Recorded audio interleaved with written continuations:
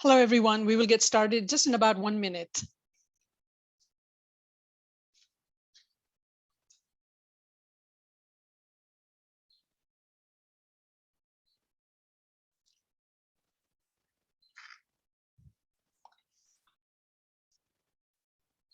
Hello, and welcome to this American Geophysical Union Professional Development webinar on applying to the NSF Graduate Research Fellowship Program, or GRFP, a student perspective, and featuring very special guests today. My name is Pranoti Asher. I'm the Assistant Director for Grants and Education Programs at the American Geophysical Union, and I will be your moderator and host for today's webinar. Joining me and assisting me is our co-host, Julian Greenberg, who is our Student and Careers Programs intern at the American Geophysical Union. Next.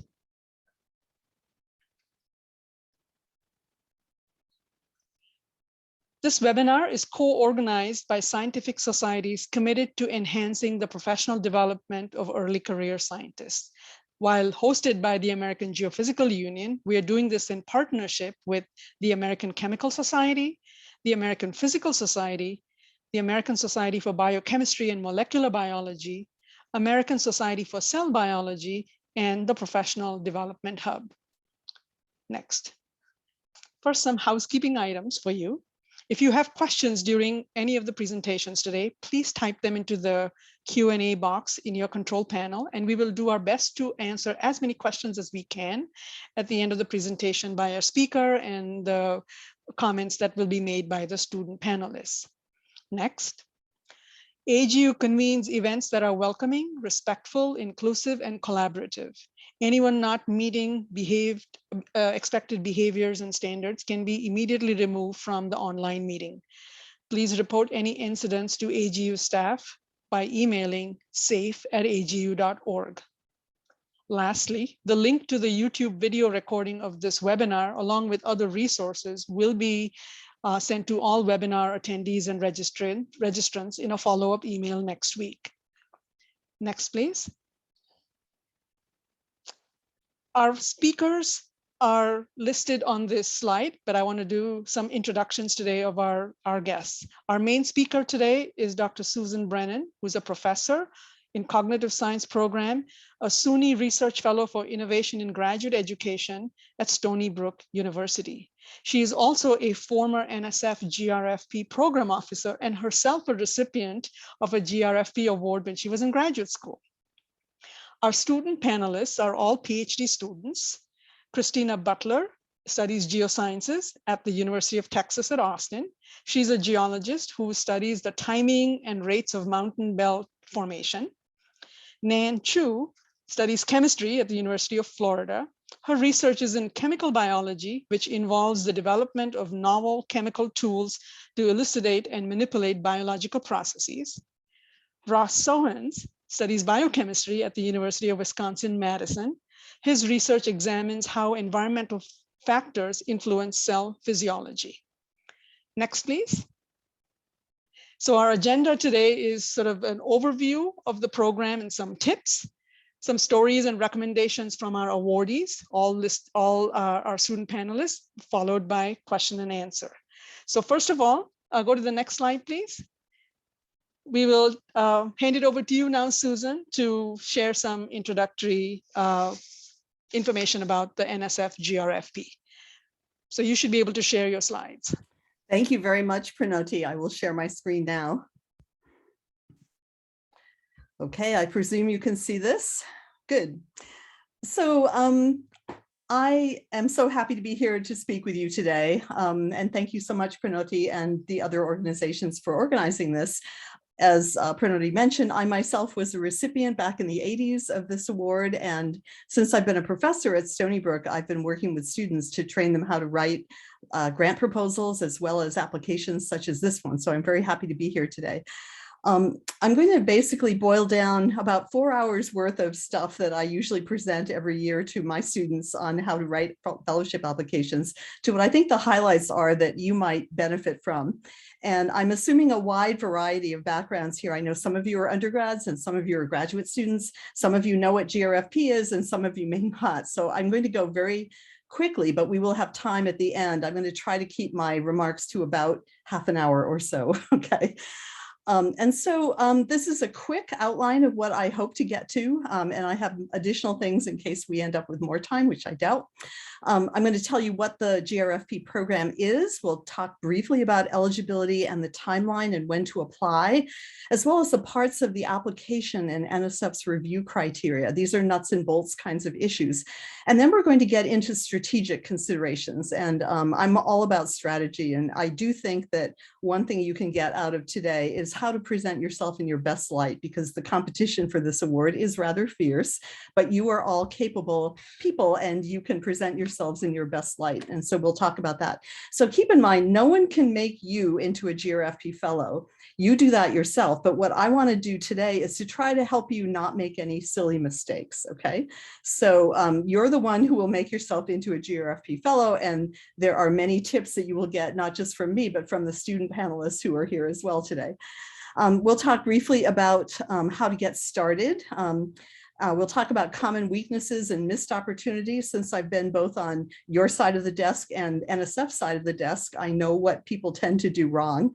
We'll talk about some really dumb mistakes, which I doubt any of you will make because you will hear about them first. And we'll have some conclusions. And if we have more time, we can talk about specific questions you might have about things like broader impacts, how to express those, or what to do if you're doing research that might be construed as disease related, because NSF officially doesn't fund that, although they kind of do. And so there are ways to frame your research that will make you eligible or ineligible, okay?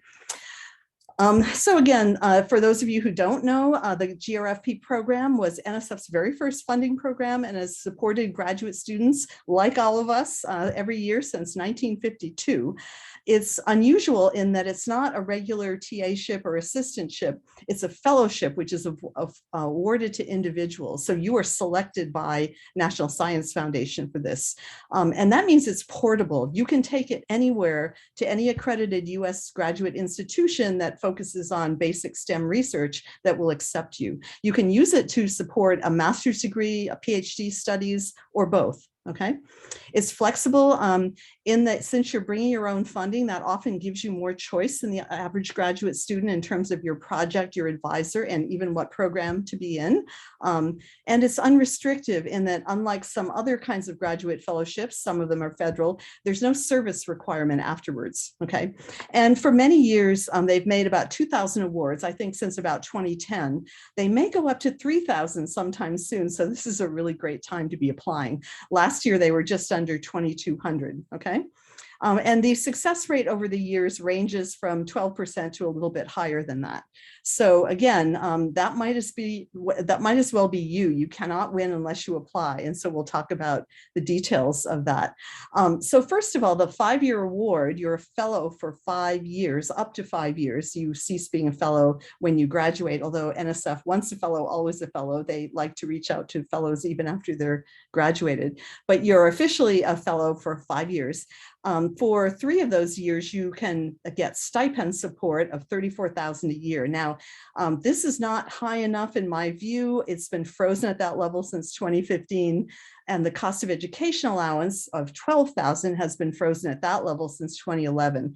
So that's the amount that they give your institution, so you don't have to pay any tuition, okay? And there are other benefits as well that you can be eligible for if you're a fellow. You can get supplements to do internships in all different kinds of organizations, including government research and nonprofits and industry and startups, all kinds of things. You can get supercomputer access if that's useful for your research. And you can also apply for career life balance, which is essentially family leave. It's a rarely used benefit of this program.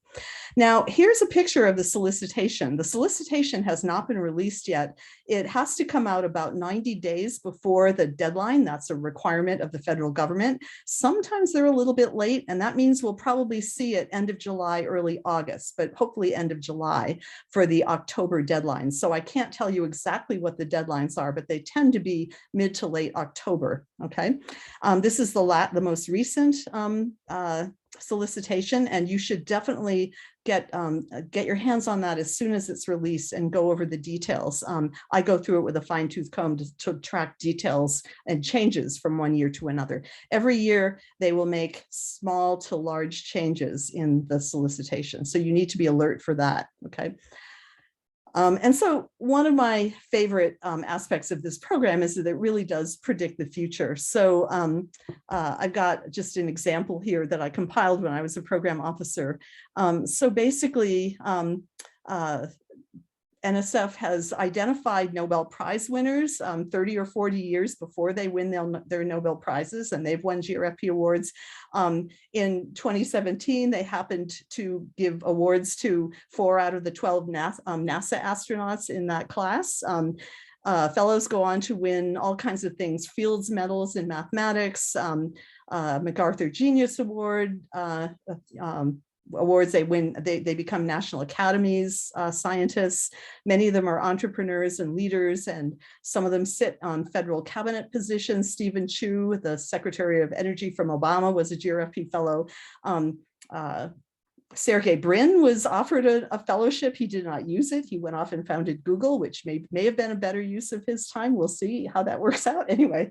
And so really, people who get this award often become your professors, but sometimes they also become entrepreneurs and other kinds of leaders. So it's a really interesting way of predicting the future. And what this means is that it's based on your potential, okay? You are at the beginning of your scientific career, quote unquote, your early training, okay? And NSF and the panelists that they choose are trying to predict the impacts that you might have in the future. Okay, we'll talk about that in a minute and how to convey your potential. Okay. So eligibility for GRFP, I'm going to go really quickly because this is all in the solicitation and you may already know this, is for US citizens, nationals, and permanent residents. We all really appreciate our international students. They are the lifeblood of many of our research programs and institutions, but unfortunately this award is not open to them. There are other awards that are, okay? But this one is for US citizens, nationals, and permanent residents who will either start graduate school in the following year right after they get their award, or they're already in graduate school at the beginning of either their first or second year, okay? We'll talk about timing in just a minute. But you must be in a program that offers a research-based master's or PhD. And really what that typically means is that you have to, if it's a master's program, you have to have a thesis that you would produce. It has to be research-based, okay? And so there's a STEM focus. And again, we appreciate our STEAM colleagues, our colleagues in the humanities, et cetera. They are also the lifeblood of many of our institutions, but this program is for science, technology, engineering, and mathematics focused students. And this includes the social sciences, and you probably want to make sure you understand NSF's definition of STEM, because that isn't necessarily the same as maybe your institution's definition of STEM, okay? But I believe that probably all of you are eligible because you are associated with one of these organizations in the physical or natural sciences, okay? And you must be ready to go to grad school to enroll by the fall semester right after you hear about your award, right after you're offered the award. There's no deferral. You can defer getting your stipend, but you can't defer accepting the fellowship. You must be enrolled right afterwards, unless you are called up for military duty or if there's a health-related documented situation, okay? These are the fields of study. Again, these are also described in the solicitation. And so there's quite a diversity of this, and the panels are constituted based on these in this list. You will be asked to specify your field of study when you enter your application on FastLane. The field you list first is the one that determines which panel you're sent to. So even though you can specify, 50% chemistry, 50% biology, if you put chemistry first, you're going to chemistry. If you put biology first, you're going to biology. That may not matter, or it may matter deeply. And I know that some of our student panelists today have a lot to say about that. So I'm eager to see what they say as well. And then I can reflect on my experience as a program officer. I've run panels in almost all of these topics, okay? Now, what's not supported, the final note on eligibility here is joint science professional degree programs. So professional degrees are not supported at all, or combination ones are not. Business, counseling, education, history, except for history of science, that's a tiny underused category for this award. Research with disease-related goals is not supported unless it's biomedical engineering. So those of you who are biologists who are interested in health applications, you want to be careful how you frame your research. You want to frame it as basic research. We can talk about that later if you wish. And again, any clinical or patient-oriented research is not covered. And the reason for that is that NIH has an order of magnitude more money than NSF does. And so the biology panelists really want NIH to be funding those topics and not NSF, okay? So here's the application timeline. Let's talk about when you should apply, okay? Now, what's interesting is that the timing of this competition has always been set up to really dovetail with your graduate school applications if you're still an undergrad. You may be just graduating now, or maybe you're a rising senior and you're very savvy, and I'm glad that you're here if that's the case, because that's really the best time to be applying when you're in your senior year. The reason for that is that the bar goes up a little bit every year, and the panelists are instructed to compare your application to others at your same stage of training, okay? And so anyway, when I applied for this back in the day, I wanted to make sure I didn't procrastinate and not get my application to grad school in on time. So I applied not thinking that I would win, because I knew that basically the deadlines were before my grad school deadline. So if I had my statement written, I would be ready to apply to grad school. And you need 3 letters for both most graduate programs as well as a GRFP application. So it really does merge very nicely with the other things that you're doing at this point in your career, okay? So the applications are due late October. Your letters of reference are typically due a week later, but that could change. And I've heard discussions of potential changes. So you should always check the solicitation and make sure you know about when they're due. Then you apply to grad schools, or if you're already in grad school, you just wait, okay? The recipients are announced in late March or early April. And then you notice that AAU, American Association of Universities, has a deadline for graduate admission decisions. If you're about to enter grad school, you should hear right after you hear about your GRFP award. So by April 15th, you will know if you have a GRFP, and you can always call up that program you're waiting listed for and say, I have an update. I was just offered a GRFP award. I just wanted you to know. And sometimes magically you may come off the waiting list and receive an offer. I've seen that happen more than once. And then the timing of accepting your award and telling NSF whether you're going to start drawing your stipend right away or wait for a year, perhaps while you get your teaching requirements out of the way in grad school, is around April 30th or May 1st, okay? And then your fellowship year can either begin right away or September 1st, okay? And so that's the timing. And when you think personally about when you apply to GRFP, there's certainly some strategic considerations here.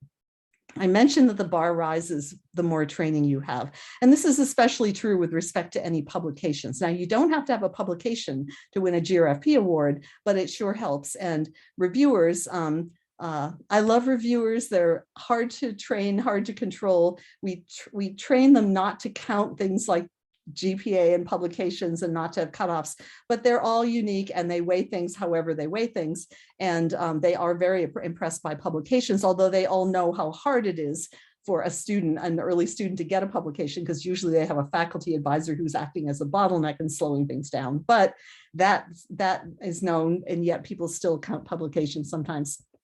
So if you can apply as an undergrad before you start your program, if you're right now a rising senior, congratulations, this is the right time to apply, in my view.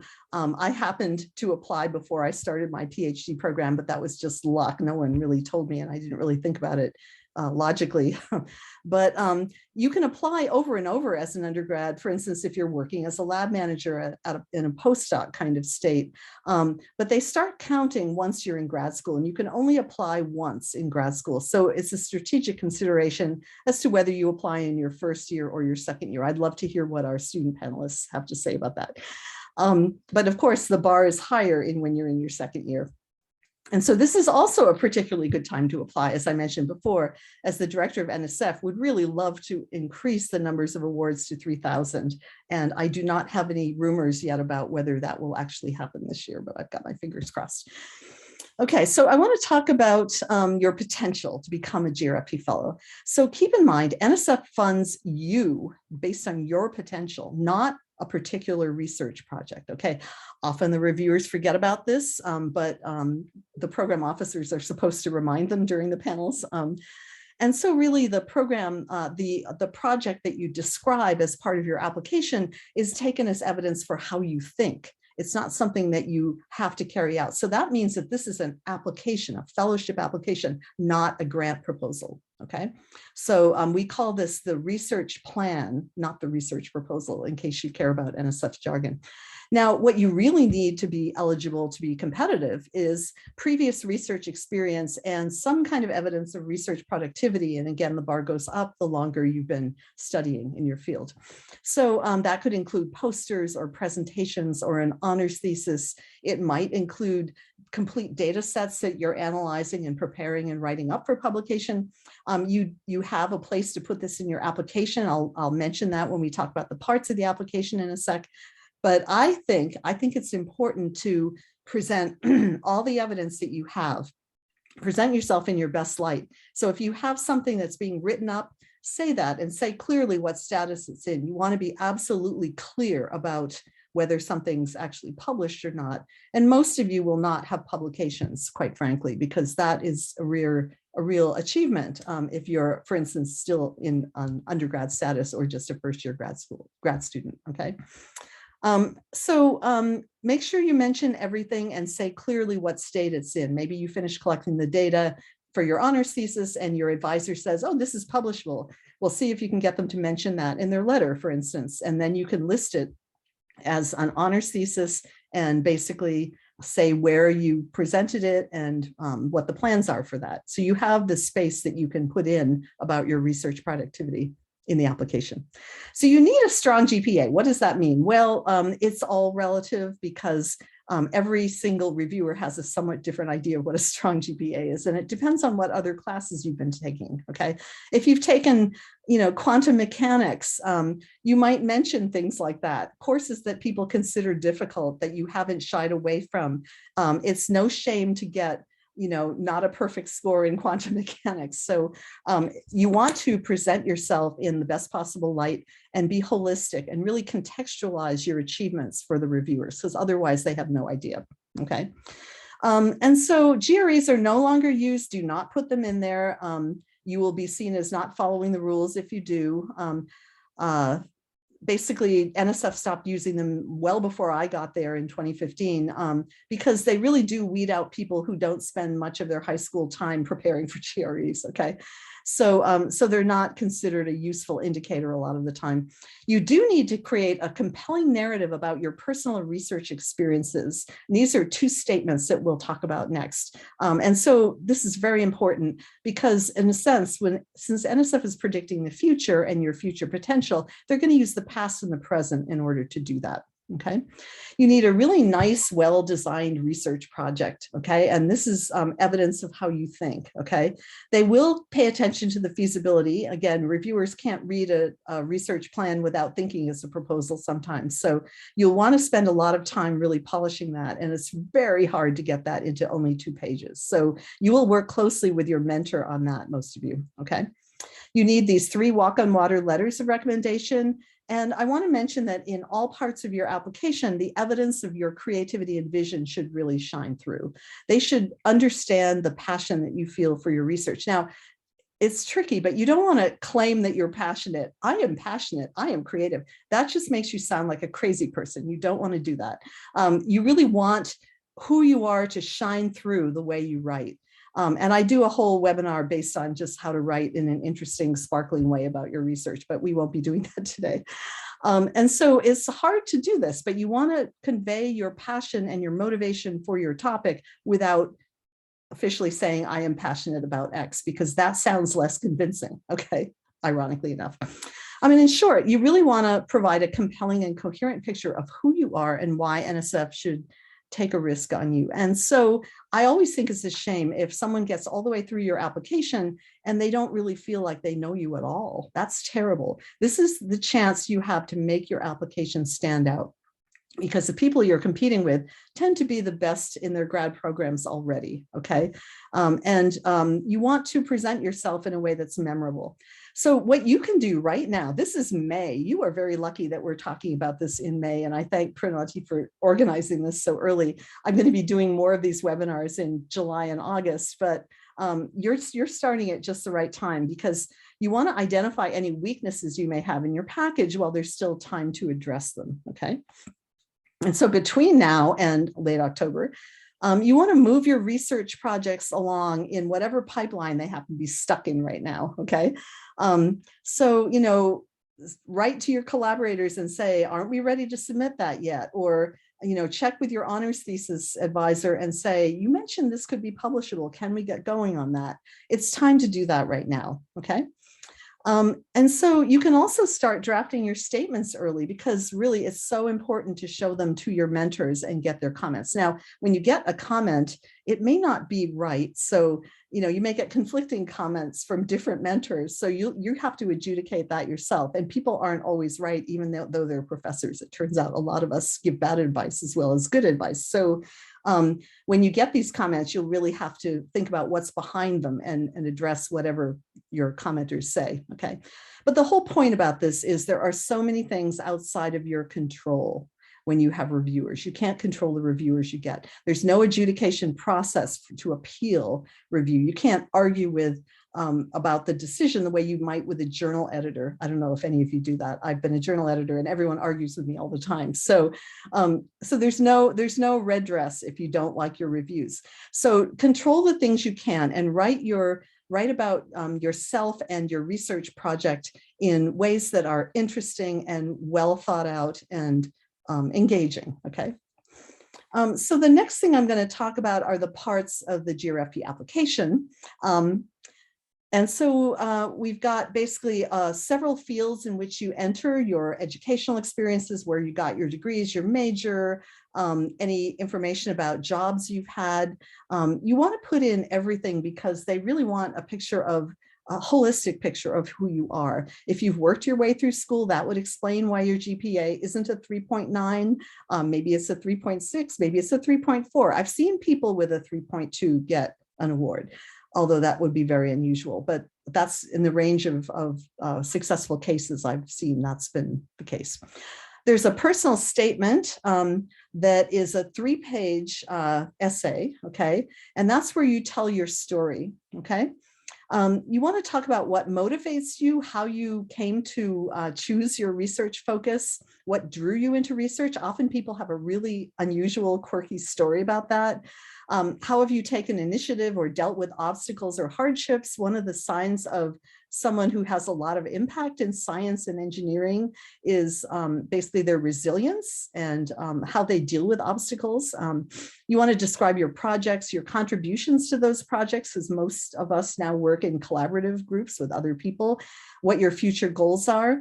And for this statement, as well as for the next one, you really have to label your personal intellectual merit and broader impacts. These are the two NSF review criteria that I'll talk about on the next slide, where you really want that to pop out. And I believe the solicitation will now require you to have headings, both in the 3-page personal statement and in the 2-page graduate research plan, that actually say intellectual merit and broader impacts. Last year, they said they would require these and return them if you didn't have them. I don't know of anyone who got these returned, so I don't know if they enforced that, but things have been moving in that direction for a long time. And the point is to make the job of the reviewers easy, right? You want your reviewer to advocate for you in case your application is discussed during the panel meeting. And so you want to make their job as easy as possible to understand what it is you've done, okay? Basically your graduate research plan, again, very hard to fit this into 2 pages. And again, officially, this is evidence of how you think, okay? And so basically, this is your research idea, very brief background. You can only cite a couple of things typically. Your approach, your methods, your predictions. Don't forget your predictions, okay? You don't want to just apply and present something descriptive, okay? That won't work. What do you expect to learn from what you're going to be doing? And what if it doesn't go as planned? You can show your scientific savvy by noting that, you know, most experiments don't turn out, it turns out. So what will you do if something isn't the case? If you propose many experiments, you really are thinking of your 3 years of funding and maybe your 5 years as a fellow. You go into more detail for the first thing and then basically mention that, well, if I find this, then I'll look at these variables. If I find that, I'll look at these other variables. Keep in mind that the reviewers are looking for signs of how pragmatic are you, as well as how creative are you? How sophisticated can you be about your science, okay? And so you want to, again, label your research plans intellectual merit and broader impacts as well. And then we have your transcripts and your 3 letters of reference, okay? Okay, let's see, I'm going to have to speed up here. So in your statement, you need to connect the dots to the review criteria. Again, read about these in the solicitation. These are intellectual merit and broader impacts. And this might be the most useful slide I show you, maybe. And so it hit me while I was a program officer that the most successful applicants did this very distinctly, both for themselves. So you have intellectual merit and you have broader impacts depending on what kind of activities you do and what kinds of outreach you do, what kind of initiative you take, what kinds of leadership, how you communicate with science. Those would be your broader impacts. And your merit would be your GPA, the courses you've taken, the preparation you've done, your achievements, your perseverance, your future goals, any obstacles you've overcome, et cetera. And basically we have both characteristics of you for both of these review criteria. And then your work itself has merit and impact. And that can be seen as distinct from your merit and impact. So if you really do a good job of this, you should be able to have lots to say for all 4 cells of this design, okay? Reference letters. You need 3 of them, but if 1 letter fails to arrive, you can still compete. I think that I would recommend mostly that you withdraw if that happens, if you're still eligible to compete the next year. So if you're applying as a first-year grad student, then I would probably withdraw if 1 of the letters doesn't come in, because they're at a distinct disadvantage if you only have 2 letters. They'll either see it as you not being organized or your letter writers not caring enough. Now, I know that letters fail to arrive if your advisor comes down with cancer or is in a car accident. I know all about situations that can happen, and I know people that's happened to, but it's really important to get 3 letters if you can. So NSF lets you list up to 5. You rank them. They use the top 3. I know this has saved many people who have gotten fellowships. You want to select your letter writers carefully, and they're due shortly after your application, usually, although that could change, okay? All right, so a couple of strategic tips, and I'll aim to quit in the next 5 minutes, okay? So how to get started. I've worked with so many people in all different fields at Stony Brook, my institution, and now I'm working throughout SUNY as the SUNY Research Fellow for Innovation and Graduate Education. I work with people all across SUNY on applying for this award. And a lot of the time I find that people who are good at science often don't like talking about themselves, and they don't like quote unquote creative writing, which you have to be a little creative to write a compelling, engaging statement. You might as well learn how to do this, because even a scientist needs to write well if they're going to convince people to give them money later on when you're writing grant applications. So what you need to do for this kind of an application for this fellowship is to tell your story. You want a coherent, interesting, engaging trajectory of who you are and how you've gotten there. You don't want to just list your achievements and experiences, however amazing they may be. Okay, you want to connect them. So you can even connect failures into part of your story and make them extremely compelling. I've seen some great examples of that. If you're drawing a blank, this is what I suggest you do. Sit down with a friend, ideally someone outside of your field who doesn't already understand why the heck you're in grad school, for instance, and explain to them what it is you're doing and what your personal story is. I used to do this all the time with grad students I was working with. Someone would come in that I wouldn't know from our marine sciences school, And I'd say, what's your topic? He said, well, I study these fish. And I said, who cares about these fish? And he would look shocked at my rudeness, and out would tumble an interesting story about how he started to study these fish and how important it was. And by the end, I would be mesmerized. And so if we tape recorded that, he would have his personal statement practically written. So that's how you can get started, even if you're not used to this kind of writing. A question I get asked a lot is, should you look at examples of successful applications? I don't recommend that at the start, okay? We've shown in cognitive psychology, which is one of my several fields, the other two of which are linguistics and computer science. In cognitive psychology, we know that if you show people examples of creative things before they engage in a creative activity, that is actually going to limit their creativity. So be really careful. Don't look at examples of ones in your field if you can avoid it, okay?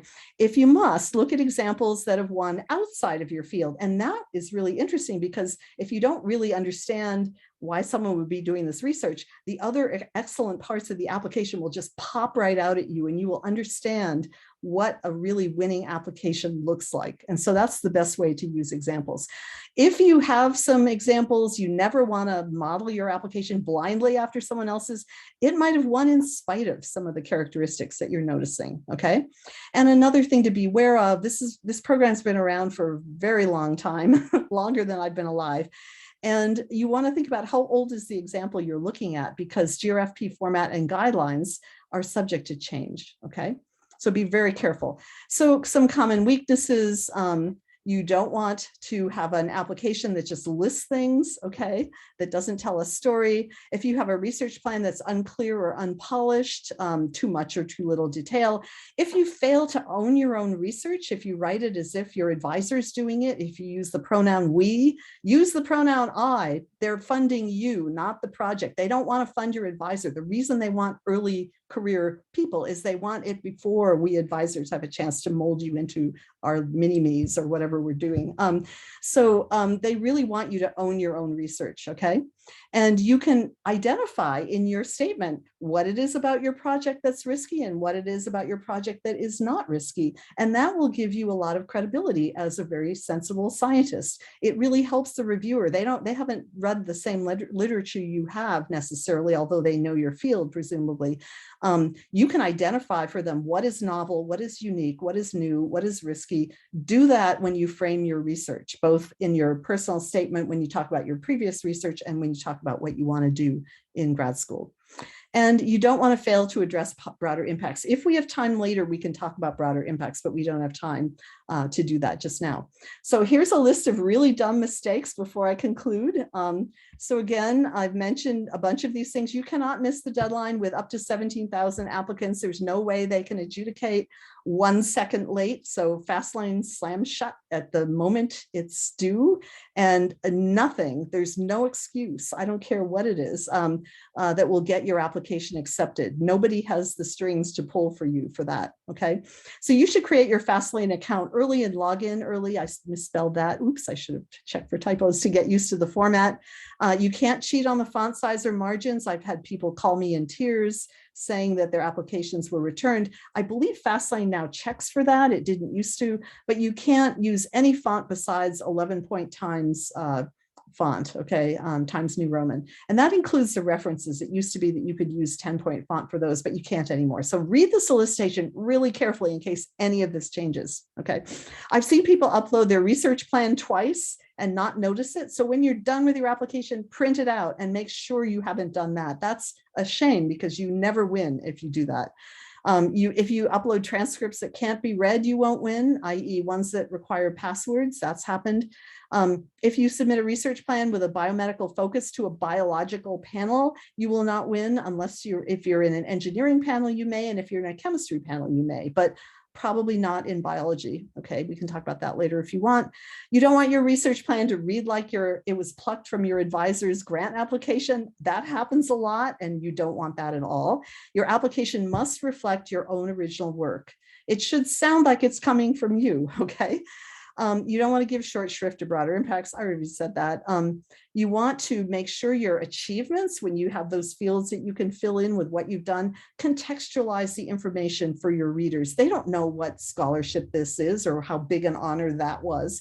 Contextualize it for them. You are the only one presenting this to them, and they are not supposed to go anywhere else and look for information. It's just what you put in the application. And you want to communicate with your letter writers. You could even tell them, it's hard to boss your letter writers around, I admit, but try. Tell them what you want to say, them to say in their letters. Please address my service in this because so-and-so is addressing my research, that kind of thing. Make sure you get the kind of coverage you want from your letter writers. I have to put this little commercial in for SUNY. We are giving extra money to people who want to bring their GRFP awards or honorable mentions, because we believe you're just as talented with an honorable mention pretty much as a fellowship. If you come to SUNY, we give you extra money. We're the only program in the country doing this, but I'll stop now and hand it back to Pranoti. And we probably won't do questions now, I understand, but good luck, everyone. And I would love to know from Pranoti later, which of you get your awards come April 1st. Wow. Thank you, Susan. That was full of great information. So if you don't mind, you could stop sharing your screen. Yes. And we will now turn to our three student panelists who will each answer sort of several questions that we've prepared. And these came from, the registration process. So we've sort of fine-tune them into some simple questions, and each of them will have a chance to kind of address the question. And then we will ask questions, other questions that have come from the registration, as well as questions that you're now posting in the Q&A. So there's no particular order. So, one of you can just sort of start answering. That would be great. So, so first question is, how do you approach sort of getting those letters of recommendation from, your three advisors or whoever is writing these letters for you? So what was your process? Go ahead, Nan. Sure, I'll tackle this one.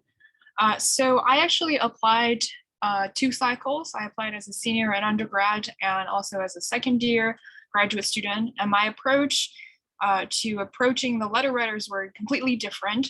The first year, I only did undergraduate research in one laboratory during the academic year. So of course, my undergrad advisor who introduced me to this program was one of the letter writers. And I approached 2 other professors who taught me classes, and I thought I made an impression in their classes and extracurricular activities. I approached them early, and this is my advice for everyone who's listening here is you want to approach them early, but when time comes, give them a heads up. Maybe when you're finished up with your personal statement or research proposal, you can send it to them and just also give them a small reminder. Hey, here is my updated CV, personal statement, finished up proposal. Please let me know if there's anything I can help you. So they get that second reminder to proceed writing the letter. Great. So Christina or Ross, do you want to tackle that? Sure, I can jump in. I think Dan covered a lot of the key concepts I would have brought up very well. One additional thing I want to recommend is I had a really rough draft of my personal statement before I asked my recommenders. And I knew specifically the people that I wanted to ask before I asked them, because I know this person can really well address my intellectual merit, and this person can really well address my broader impacts. And I would put their names in my personal statement bolded, and then the person who's reviewing my application can say, oh, this person had a clear impact in the student's progression, and then here's their letter. And I think that really helped me make a cohesive story. Go ahead, Christina, if you want to add to that. Sure. Yeah, it's totally acceptable to give your letter writers small blurbs about things you think you have done well or achievements that they might not notice on their own on your CV. Don't feel like it feels that like you're writing the letter. Give them things to talk about. They will appreciate it. Great. The second question that we have for all the panelists is, how far in advance did you start working on your application? This was a common question that came in through the registration. So how far in advance did you start working on this? Now, I know some of you tried this twice or may have done this as an undergrad, but just in general, given the timeline that Susan said, how far in advance did you start working?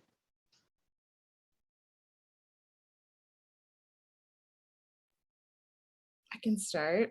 So I applied my first year of graduate school. I wanted to apply as an undergraduate student, but I was from a really small program and wasn't sure, I didn't have a resource like this that I knew about at the time, and wasn't sure how to write about a project or how to write about the research I might do in graduate school. So I applied my first year of grad school. And so I had about 2 months. I started in August and I had all of September and most of October to write the project. If you can start earlier, that is much better.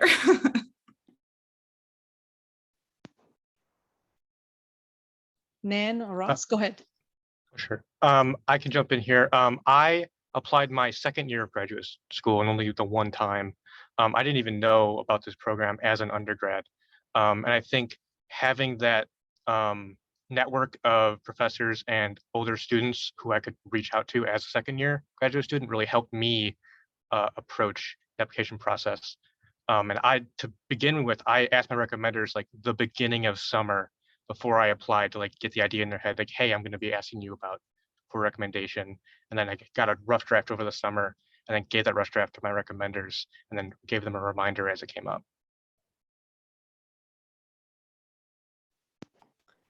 I have to second Christina here. I also started beginning of August, where my academic semester started. However, I was reaching out to people like Ross, saying that I would apply, and also reaching out to fellows who have already gotten the award, asking for advice and so on and so forth. But I really started tackling the writing starting of August together with grad school application, because I think that is kind of a coupled process. And that is my process in going about this. Great. Let me ask the next question for all three of you. How did you make a decision on which field of study to choose on your application? Remember, Susan was talking about, you choose the first field or the second field and it goes to the one that you applied for. So how did you make that decision? Many of you are doing interdisciplinary kinds of research. So how did you make that decision?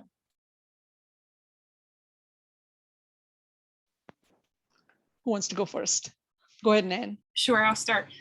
So I am actually a student in biochemistry. That was my major in undergrad. And I moved on to graduate school and a department of chemistry. So I was really torn between which primary field I should put, whether it's going to be chemistry or biology, because my research really is at the interface of both of these studies.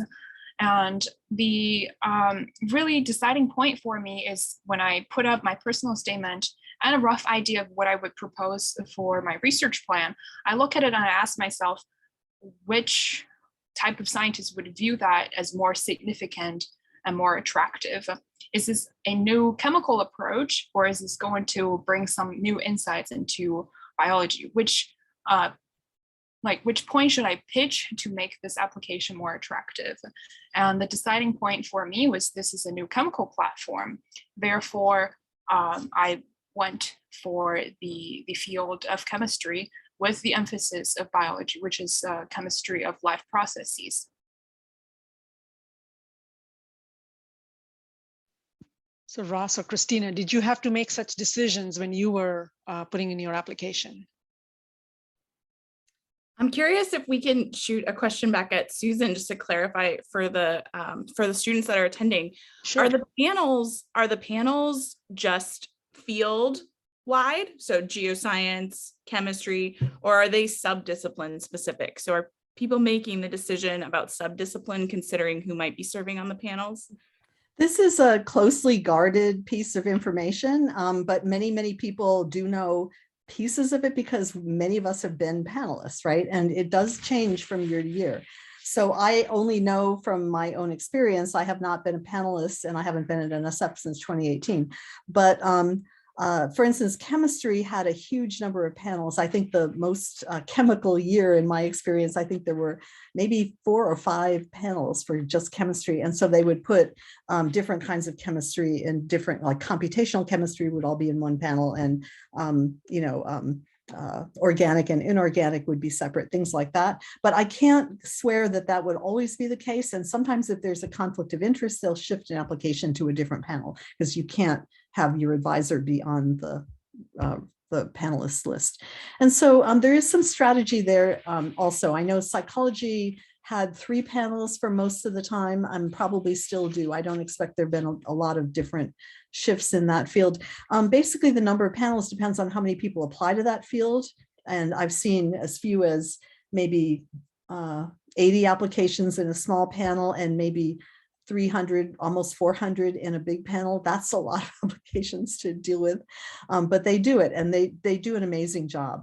They're not perfect, and I was really interested when I was there helping run this to learn the ins and outs of trying to be really fair. The best thing about NSF is how fair they wish the process to be, and they'll do anything to make it as fair as possible. They don't always succeed, but they try, and so I really admire the whole process quite a bit. So the panels, you should put the panel that you want to judge your application, you should list that first, because it doesn't really matter if it's 50% bio, 50% chemistry. If you have any mention of disease in there, you might want to send it to chemistry, not biology. Or you might have to really make it clear that these are applications way down the road, and you're not going to be seeing patients or doing clinical trials for what you're doing, because that is going to get your application returned without review. So Ross, I don't know. Yeah. Oh. Yeah, it matters which panel it goes to. And so you can think about whether your interdisciplinary topic would impress people in one field more than another. So chemists typically are impressed that there is a health application for this work. Biologists are not. That just go figure. I am neither a chemist or a biologist. Took those in high school, but your advisor can give you good advice about this, perhaps if they're very research active. Okay. Great, that was nice. Christina, did you have anything else you wanted to add to the question, or? Sure, yeah. So I do remember one of my reviewers making a comment that they thought the team I had selected, so the advisor I was working with, and some of the people I mentioned collaborating with, were a strong team for the project I was proposing. And I think that would have been influenced by the subdiscipline that I chose. So I kind of hover between different subdisciplines in geoscience, but I was pretty strategic about choosing the discipline my advisor is in. And I ended up getting comments about that from the reviewers. So I don't know if that's helpful for anyone. Ross, what thoughts do you have about that question? Sure. I was a classically trained biochemist. I had a biochemistry major. I'm in a biochemistry PhD program. So it was a very clear avenue to pick biochemistry as my primary subclass. I was trained to speak the language of biochemistry, so I felt most confident in writing about from a biochemical angle. Although my project does cover like cell biology and genetics, at its basis, it's still a biochemistry project. So it was clear for me that it was the easiest language to speak when writing the application. Thank you. I just wanted to add one note. I just thought if it could be helpful to reach out to people who have gotten the award, and if they're in your field, whether they're senior PhD students in your lab or in neighboring labs, and ask them what discipline they chose for their field and what are their reasoning behind this. That could also be beneficial. Great advice. Let me ask the 3 student panelists one more question, and then we'll start taking questions from our audience. So my last question for all 3 of you is, what is the one piece of advice you would give any student that is listening to this webinar on how to work their application? Just one piece of advice. Wish you had gotten it, or you figured it out after the fact, whatever that might be. I can start here. Don't be afraid to let some personality shine through it. Dr. Brennan talked about this a bit. In science, we're trained to be so just technologically oriented and get the facts out, but that doesn't lend to the reviewer understanding who you are as a person. And I struggled a bit with my first couple of drafts to make me as a person come through that, oh, hey, I exist and I have thoughts and feelings, and how to bring that forward. It takes a couple of rounds, but really try and inject a little bit of personality into your writing.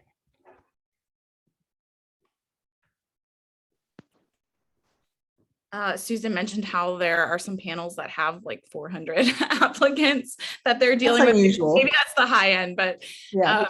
In light of that, use headers, subheaders as much as you can to really draw the reviewer's eyes to the important information. So things like motivation, hypothesis test, anticipated results, future goals, etc., really helps the reviewer hone in on specific information you're trying to communicate.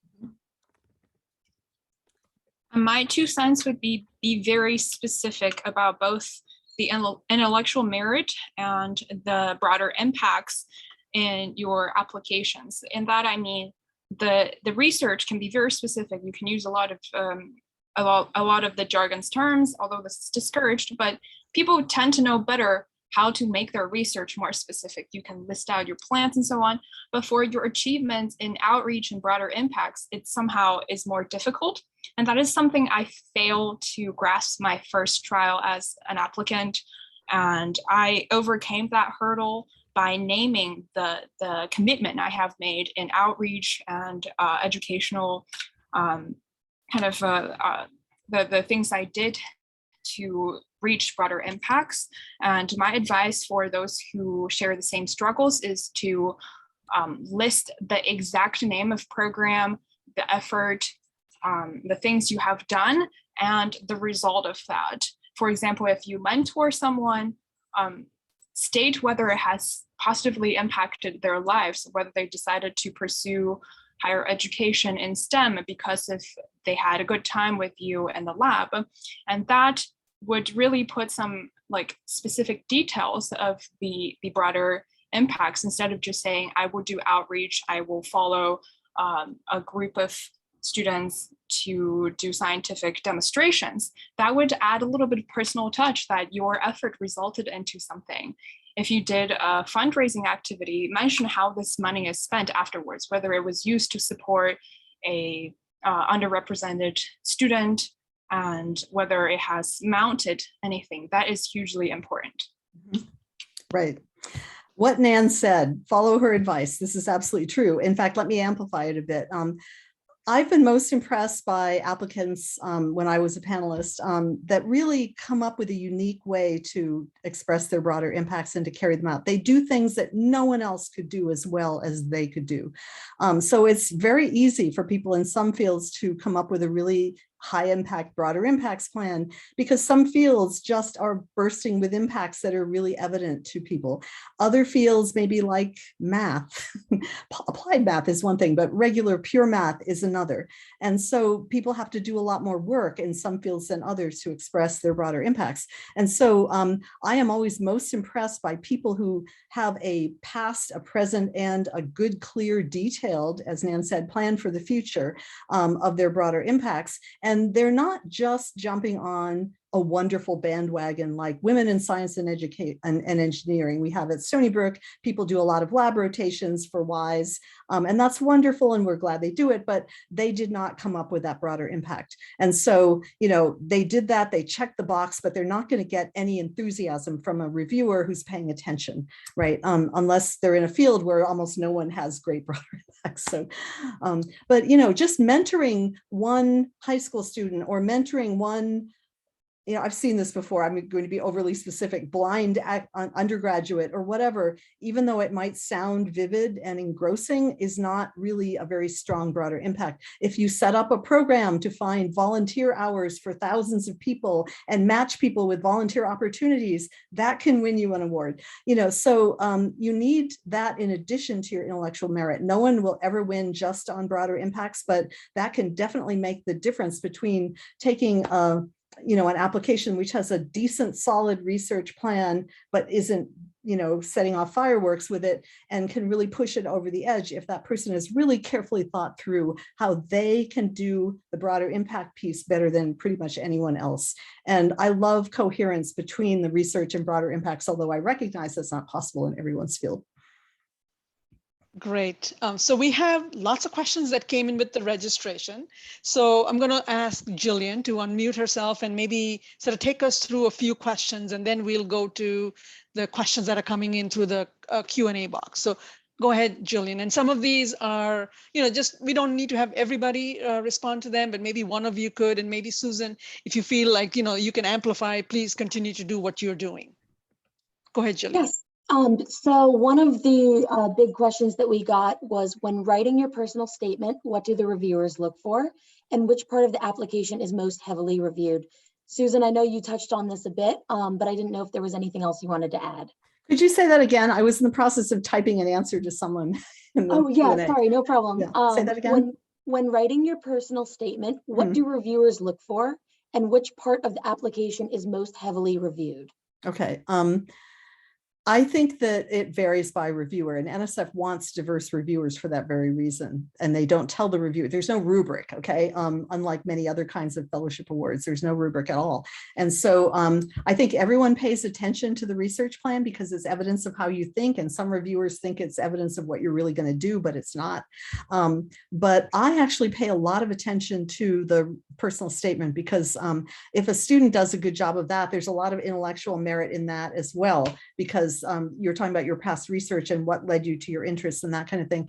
And I really want to see people, some people are standing on the shoulders of giants, and they are going to be giants themselves, and they deserve an award. Great. But there are many people who are standing in a hole. They're not standing on the shoulders of giants. They haven't had all the research opportunities that other people have had, and they are very deserving of awards. I think of them in a sense as diamonds in the rough. And when I trained panelists, I taught them to really pay attention to that kind of thing. And so we gave birth to the phrase, what use has the applicant made of the opportunities that were available to them? Okay. If you didn't have a lot of opportunities, did you make your own opportunities? Did you seek out research experiences in other institutions over the summer because yours didn't have the topic you wanted to do? Especially if you're changing fields because your small undergrad institution didn't have the kind of physics that you wanted to do or whatever. And so I think people pay attention to initiative. That can shine through in the research plan in terms of what you choose to write about and how you do it. How clever is it? How solidly well-grounded it is? Does it take advantage of novel things? Is it interdisciplinary? It can also shine through in your application. What did you do to take initiative and find your own opportunities if you didn't have them handed to you, right? And so I think in general, there's no one part of the application. Some individual reviewers will just look at GPAs and sneer at anyone who's below a 3.6 or below a 3.8, which I thought was crazy. But, it really depends. You can't pick your reviewers. So you have to write broadly and provide a piece for each kind of reviewer to hold on to.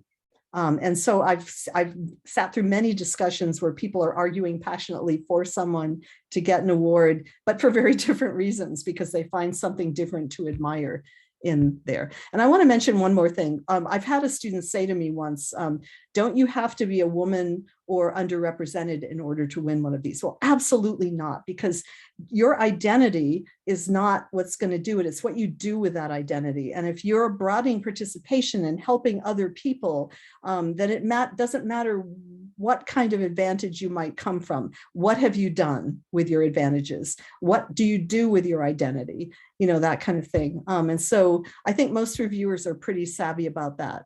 So I want to mention that as well. That doesn't really answer your question though, Jillian. So I don't think there's a single part of the application. All of them are supposed to be important. And I think a lot of reviewers really pay a lot of attention to the letters. And I've seen some letters name the student with the wrong name or write very generic letters and that kind of thing. So that's a shame when that happens. There are a lot of missed opportunities that I used to see in this competition. Wow. Well, thank you for that, Susan. That's a really good answer. This next question might be more directed at the panelists. If you won on your second try, what changes did you apply that made your application a winning one? I guess this one is directed at me then. Sure, I will say that I got the feedback from the first one, and I would say that 2 out of 3 reviewers are pointing out that I was jumping on a wagon to check my broader impacts. I hit all the good spots for intellectual merit. However, the broader impacts part, which is lacking in both personal statement and research statement, really harmed me. And I worked my way through in the upcoming 2 years by really listing what I have done for each part. Like just as the academic year started, I started to look into the opportunities for both intellectual merit, which means seminar presentation, conference participation, and the opportunities for broader impacts as well, which starts with outreach efforts. And I think the really important part is how one grows in the outreach efforts you do. It doesn't matter how many programs one participates in, because it's just the breadth of the outreach efforts. It's how you grow one particular aspects of your broader impact. And I did so by participating in a mentorship program where I mentored a student in the lab, but I also realized that this program is serves to benefit community college transfer students to get their hands on research. And I realized that the proportion of immigrant students in that program is very, very large.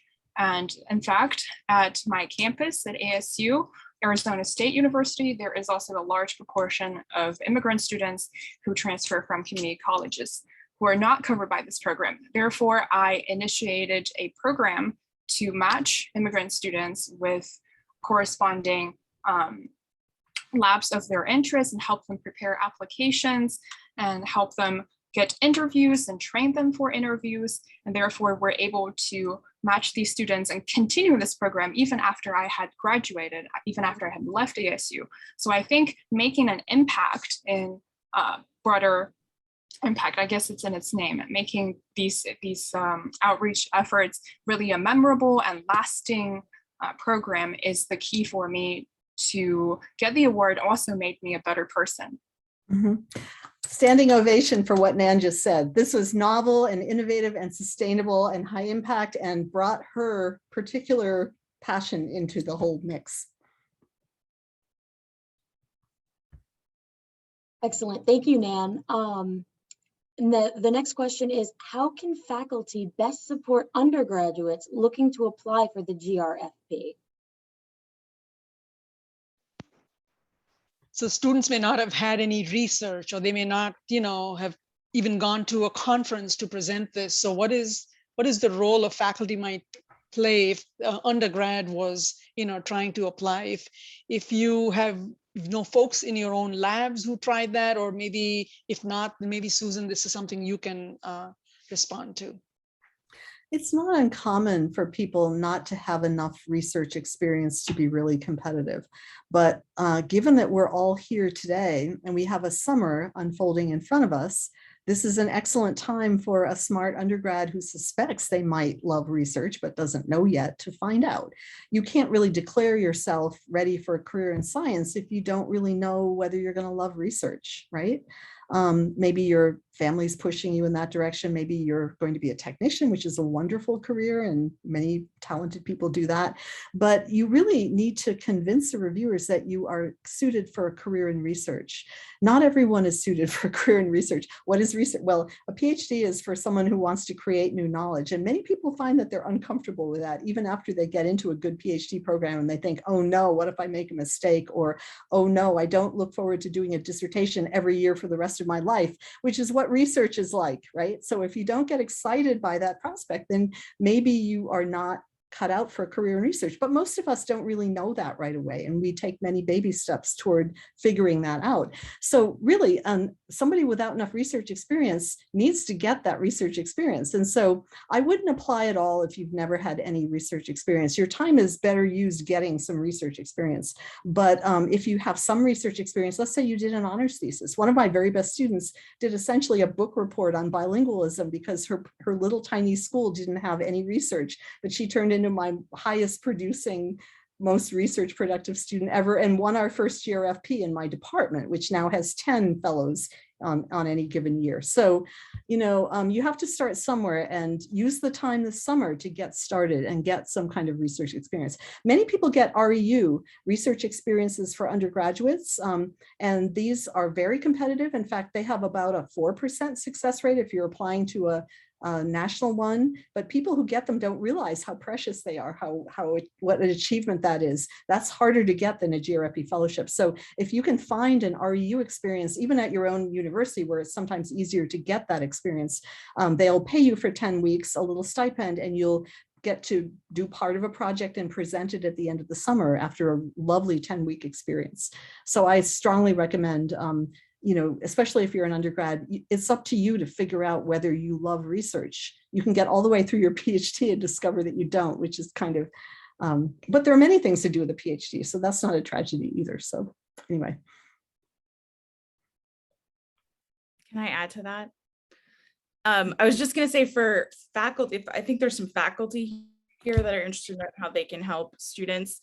For students writing their research statement, I think you can be very helpful in getting your students to think about how their work is situated within or is significant within the broader field that they're applying in. Especially if they're an undergrad, they may not have a lot of exposure to reading scientific literature or white papers, or really understanding how their work is important on a much broader scale. So you're going to have a ton of experience doing that. And I think this is kind of the first major learning curve on how to sell your ideas for funding.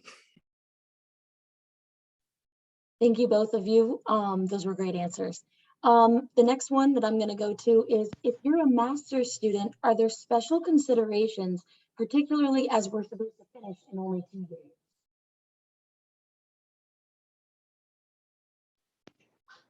So I think, Jillian, your sound went away. Oh. Can you repeat the question again? Yes. If you're a master's student, are there any special considerations, particularly as we're supposed to finish in only 2 years? So if you're applying for a GRFP, which is for a longer period of time, how does that work? I have known master's students who have won and have left with their master's degrees and not even deployed their 3 years of funding, which I think is a big shame. Many people start a master's degree because they don't know if they want a PhD, and this is very much true of underrepresented people. Okay, so you can imagine people not wanting to take the leap to a PhD without getting a master's degree. But what we know is that it's better to jump into a PhD program because you get your way paid typically. Okay, and you don't as a master's student.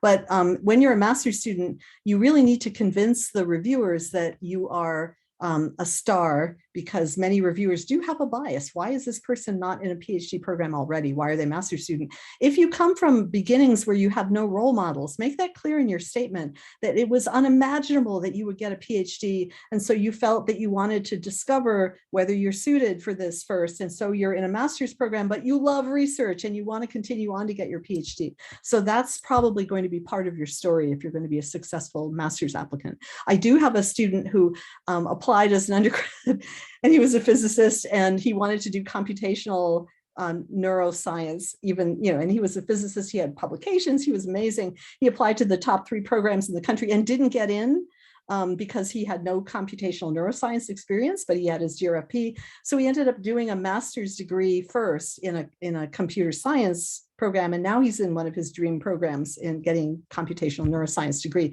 But as a physics major, he just didn't get into the program, even though he got the award. And so that certainly caused a bit of scrambling. But, it's not uncommon for people to deploy the award both in master's and PhD. Thanks, Susan. Pranoti, were you going to say something? No, go ahead. Ask the next question. Yeah. Okay, the next one. When writing about goals I want to achieve in the future, what is the best way to make them sound less vague? And panelists or Susan, you guys can take this. Less vague. Well, put in details. Tell them exactly what you would like to do and why. Make it really not come as a shock that, oh, here's this goal that just popped into my personal statement after 2.5 pages of other stuff. Plant a seed when you tell this story of what attracted you to science. People often start out with a really striking anecdote about some personal experience. And I find that that's really useful as a reviewer to help me differentiate the 30 or so applications I'm reading at 2 in the morning when I just can't differentiate one brilliant person from another because, oh my God, these people are so accomplished. I'm really feeling insecure. But, so, you need a kind of a hook, a story, and a theme. A theme will help, right? And so your goals should emerge naturally from your story and not come as a shock at the end or not be pasted on afterwards. You don't have to know what you're doing. If you're open to non-academic careers, that used to be the kiss of death, but it's not anymore. That's something that people appreciate. And most of us are training our students for non-academic careers, even when we're doing research a lot. So, people understand that if you're open to several careers and you want to try, an internship opportunity, put that in your application, right? So put all of this stuff in there and make it really true to your story and to who you are. So, Jillian, let me ask the next question because I see some questions in the Q&A and maybe I can combine them all. One of the questions that came in earlier was, how should you approach the GRFP process if you're a non-traditional student? That means you've had a little bit of a break between finishing your undergrad and then starting the grad school. And then who would you ask for those letters of recommendation? Would it still be your undergraduate advisor? Would it be somebody you work with who was an employer or whatever have you? So is there a way to answer apply if you had a gap between your undergrad and PhD? So if any of the panelists have experienced this, we'd love to hear from them. And then Susan, please do fill in. I don't know if Please go ahead, Christina. I didn't have a gap between my undergrad and PhD. So if somebody, or master's and PhD, so if somebody else, please feel free to jump in. But I did have a big gap between I started my undergrad much later in life. So I had a lot of other things that I had done. But one thing that I could think of that you should do if you're in that scenario is to you should use some academic advisors for sure. In my opinion, remind them or tell them what you've been doing, bullet point email, what have you been up to between your undergrad and now. Tell them some of your successes so that they can highlight those things for you. And then also talk about what you did in the meantime and how some of those maybe non-traditional pathways influence the way you think as a scientist and influence how you want to go in a research-oriented direction now. That's great advice, Christina, because obviously something is sending you back to grad school. Maybe that's someone who inspired you, who has a PhD, who's doing research. And so one of my letters was written by Alan Kay, a very famous computer scientist, and I was working at Atari Research with him. So he knew my work really well, but he wasn't an academic advisor. I had an industry background before I returned to cognitive psychology. And so, obviously you want to educate your letter writer about what GRFP is. They may not know. And sometimes letters from people in industry are distinctly odd. So it's really helpful if you can put them in touch with a professor of yours or someone who knows what an academic letter looks like so that they can write the right kind of letter. And they have to understand that this really has to be a walk on water letter. It's not the same kind of letter you write to someone who's just going back to grad school. It really has to address the person's intellectual merit, broader impacts, creativity. They don't have to use those phrases, but they should really address the kinds of potential that NSF is looking for. But they don't have to all be academic, absolutely not. But who is inspiring? Who's sending you back to grad school? Have that person write the letter and educate them about what the letter should look like. Please, Jillian, go ahead. Ask. Another question is from the chat. How important is it to NSF on who we will be working with and what educational institution we choose? It depends hugely. A huge number of people get them from Berkeley and Chicago and MIT and the Ivies and the UC schools. And reviewers have their biases, sadly. Unfortunately, they're human. I wish they weren't sometimes, but they are. And so a lot of people who are reviewers do not come from these institutions because NSF really tries to stack its panels with people from all different kinds of institutions. And they actually track, how many awards go to these small undergraduate, people from small undergraduate institutions as opposed to people already at MIT. But it's just the way it is that there are some of these institutions have these application writing cultures. And that's one of the things I've been doing at SUNY, in the SUNY system, is trying to set up us up to be more like the UC system, where, you know, they get 100 every year in Berkeley and 70 in UCSD and places like that. And so the panelists are very impressed, I think, when they see people from state universities that are doing excellent research. And I think that can work in people's favor a lot of the time. Reviewers are savvy. They know what a kind of a mill, a place like, I'm saying MIT, I got my master's degree there a long time ago. And so I love MIT, but I'm still critical of the fact that they are a privileged institution, unlike many of the institutions that we love dearly, like some of our state institutions. And so I think it can help you if you come from a place that isn't one of the top institutions, although I think maybe 10 years ago that wasn't the case. So pedigree was everything 10 years ago, and it's not anymore. Okay, so you can emphasize how you forged your own path if you don't have the benefit of being from a pedigreed institution. I don't know if that addresses what you were saying, Jillian. Let me ask one question, maybe ask this of the panelists and then to Susan. One of the questions that has come in, does NSF take into consideration whether your lab mates and classmates, you know, like the bunch of people that are applying were peers in your program? So first of all, to the panelists, what kinds of support system do you have at your institution, you know, to help the next generation of grad students to, you know, work on their applications? And then for Susan, how important is it to sort of not compete with one another, you know, in your own institution or in your own lab? How does that work? How, from a panelist sort of point of view, how is that seen? So first to the students. I can start on this one. My school, UW-Madison, isn't one of the large East Coast, West Coast Ivy League institutions. And the way that our students try and become competitive is in my program alone, the older students have organized a recurring annual session kind of like this, where they impart the knowledge of applying to applications like this and others for international students, and passing along that knowledge that they learned, either if they did or didn't get the application, and the comments they got back. Like just our biochemistry students alone, we're going to have a panel in sometime in the summer to help the younger biochemistry students apply for this program. And then our school at large, our program coordinator often holds an annual workshop for NSF GRFP applicants. So keep a lookout for those resources locally that can help mold your application, because you are applying from a local standpoint, at least from a school like mine.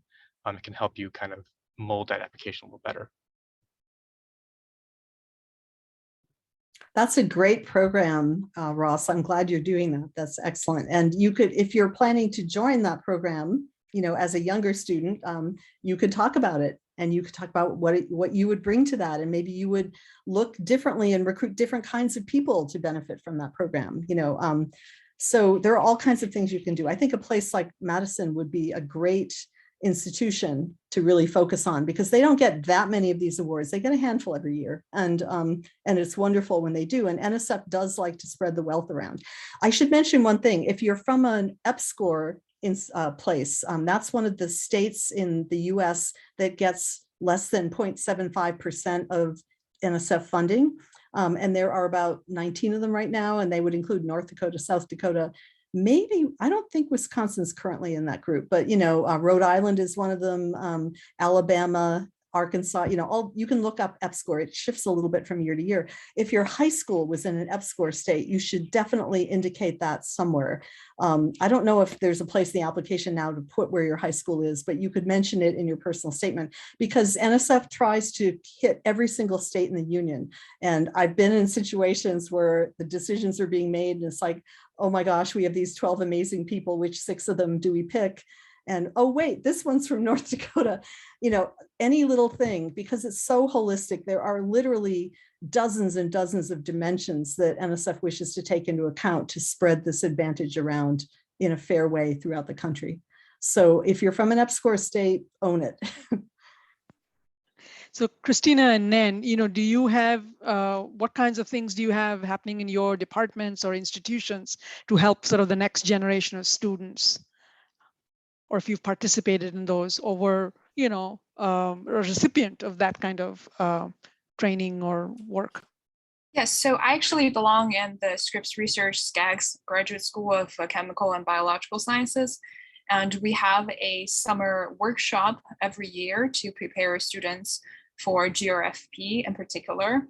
And outside of that, I also look for more like society organized panels like this. And the one that helped me the most is the one from the American Chemical Society, which also led me to this particular panel. So I was very grateful for, teaching me when I was an applicant and also inviting me back when I was fortunate enough to be awarded. So I think when you are from a smaller institution and the local program isn't as strong, or you feel like you need extra support, professional societies can be of great help. Yeah, at UT Austin and the Jackson School of Geosciences, we have a lot of resources. We have a writer in residence who can review your application. We have an entire class on broader impacts. We have a wealth of opportunities here. And so out of that, a group of us have proposed and will be running an annual short course through the Geological Society of America, where a bunch of former winners of the GRFP will run a 3-week class mentoring students from minority serving institutions or from other minoritized backgrounds on writing their applications. So you're actually matched with someone from your subdiscipline to develop your application. So this is geoscience specific, but if that works for anyone that's here today, we'll be offering that short course this year at the Geological Society of America annual meeting. That's great. So Jillian, go ahead and ask the next question. Yes, thank you. Do you have any advice for writing graduate research goals as an undergraduate who might not know the specifics of their graduate program yet?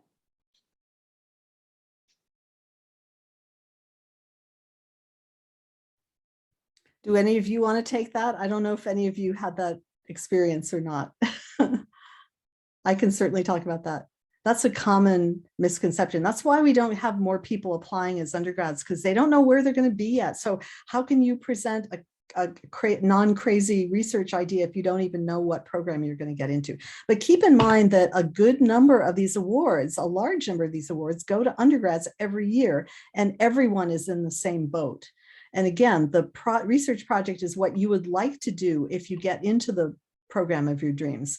And again, you can reach out to the person you would like to work with and A, ask them, are they accepting grad students? And B, say, I'm writing a GRFP award. Would you like to look it over before I send it in? And they may even offer to work with you and help you develop your ideas. So that actually would be a great way to go. But most people who apply as undergrads don't know what institution they're going to be in yet. And they used to ask people to say what they wanted that institution to be, but that stopped about 10 years ago, and NSF no longer asks that information, I don't think, unless it's in the current one, that it wasn't last year. But you're in the same boat as everyone else. So use the 2-page statement to write the project that you would like to do if you get into the program that you would enjoy. And you can express what program that is if you wish, but I think it's probably better not to, since you don't know where you're going to get in yet. Great. So thank you, Christina, for posting the link to the short course that you were just referring to. Again, this is for geosciences, and but maybe there are others who are here who are looking to do similar things in their own society. So that would be fantastic. So, wow, this has been an incredible discussion. We are unfortunately out of time, and we have so many more questions. I think we could go on for another hour, But so thank you very much to all our guests today for sharing such fantastic information about the GRFP, especially some of the important hints and tips, from their own experiences.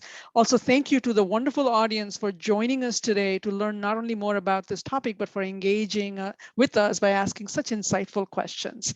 Last but not least, I would like to thank our professional society partners who, once again, for collaborating on this webinar and their continued commitment to the professional development of our early career scientists and students. So thank you very much and have a great afternoon, evening, and stay safe and healthy, everyone.